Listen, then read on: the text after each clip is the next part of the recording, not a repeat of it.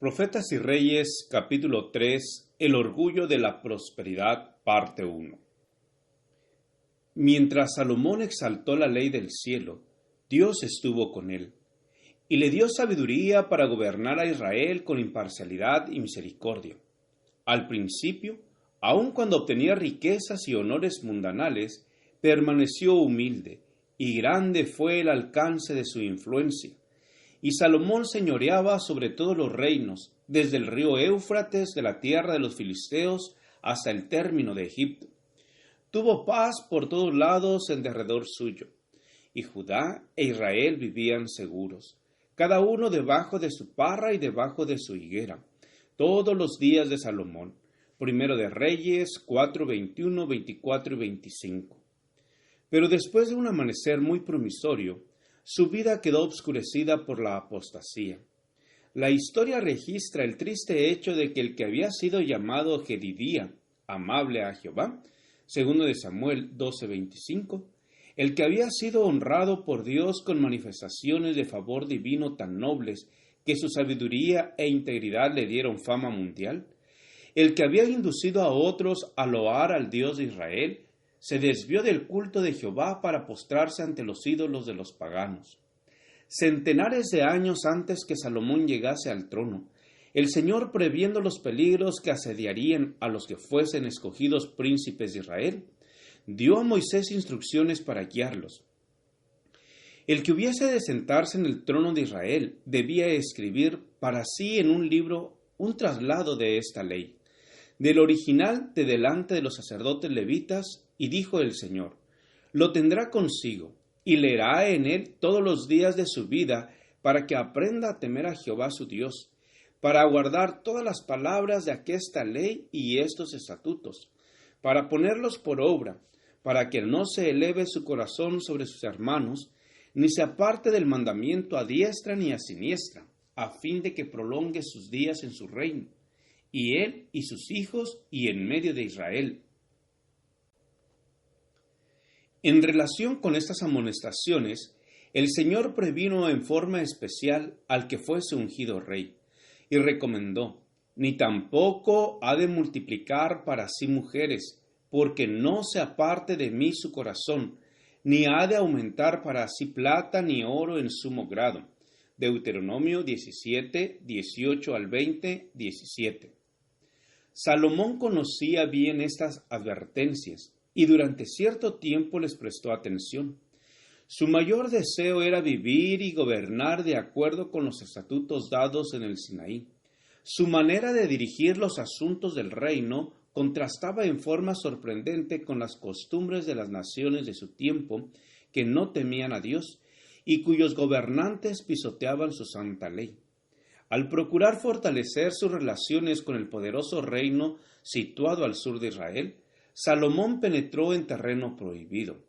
Satanás conocía los resultados que acompañarían la obediencia y durante los primeros años del reinado de Salomón, que fueron gloriosos por la sabiduría, la beneficencia y la integridad del rey, procuró introducir influencias que minasen insidiosamente la lealtad de Salomón a los buenos principios y le indujesen a separarse de Dios.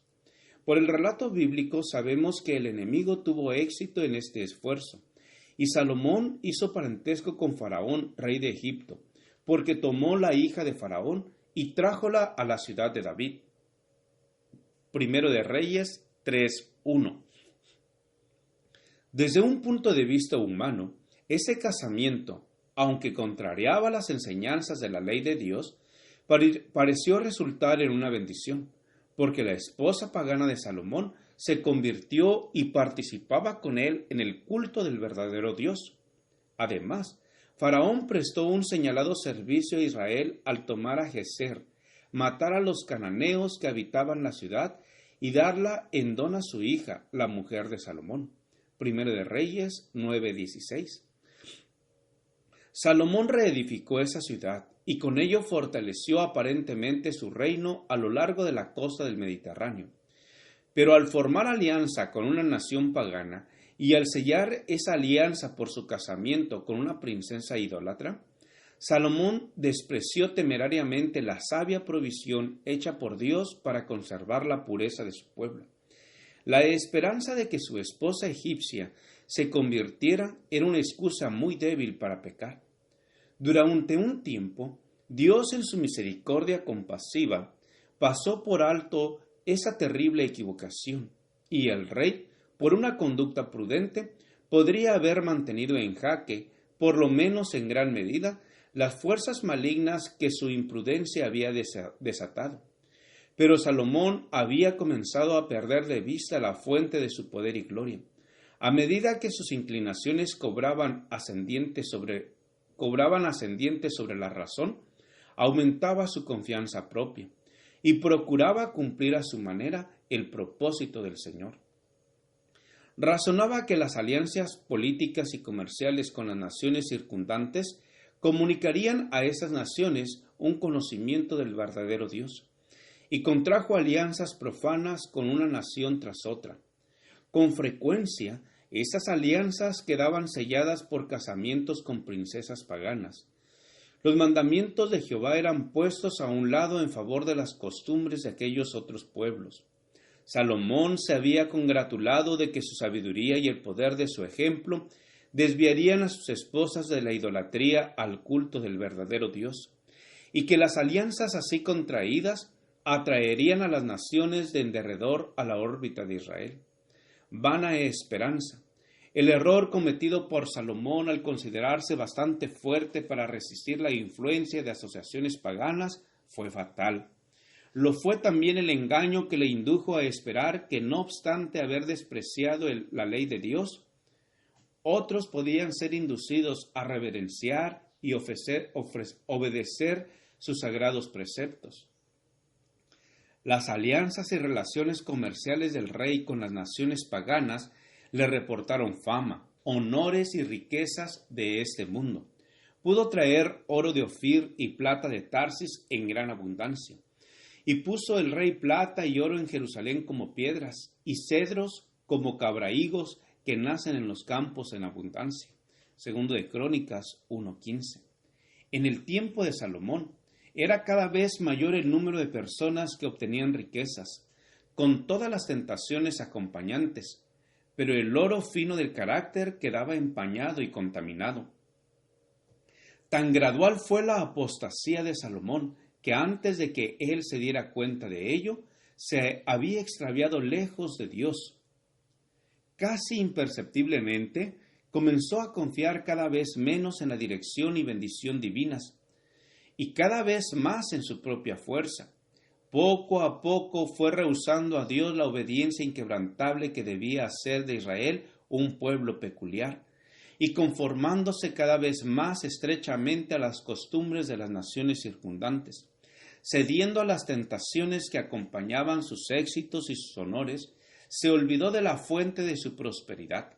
La ambición de superar a todas las demás naciones en poder y grandeza le indujo a pervertir con fines egoístas los dones celestiales que hasta entonces había empleado para glorificar a Dios. El dinero que debería haberse considerado como un cometido sagrado para beneficio de los pobres dignos de ayuda y para difundir en todo el mundo los principios del santo vivir, se gastó egoístamente en proyectos ambiciosos. Embargado por un deseo avasallador de superar en ostentación a las demás naciones, el rey pasó por alto la necesidad de adquirir belleza y perfección de carácter. Al procurar glorificarse delante del mundo, perdió su honor e integridad. Las enormes rentas adquiridas al comerciar con muchos países fueron suplementadas por gravosas contribuciones. Así el orgullo, la ambición, la prodigalidad y la sensualidad dieron frutos de crueldad y exacciones. El espíritu concienzudo y considerado que había señalado su trato con el pueblo durante la primera parte de su reinado había cambiado. Después de haber sido gobernante más sabio y más misericordioso, degeneró en un tirano. Antes había sido para el pueblo un guardián compasivo y temeroso de Dios, pero llegó a ser opresor y déspota. Cobraba al pueblo un impuesto tras otro, a fin de que hubiese recursos con que sostener una corte lujosa. El pueblo empezó a quejarse. El respeto y la admiración que antes tributara a su rey se trocaron en desafecto y aborrecimiento. Gracias por escuchar este audio. Te invito a escuchar el siguiente capítulo. Jehová te bendiga y te guarde. Jehová haga resplandecer su rostro sobre ti y tenga de ti misericordia. Jehová alce sobre ti su rostro y ponga en ti paz. Con aprecio, el pastor Juan Manuel Flores Espinosa.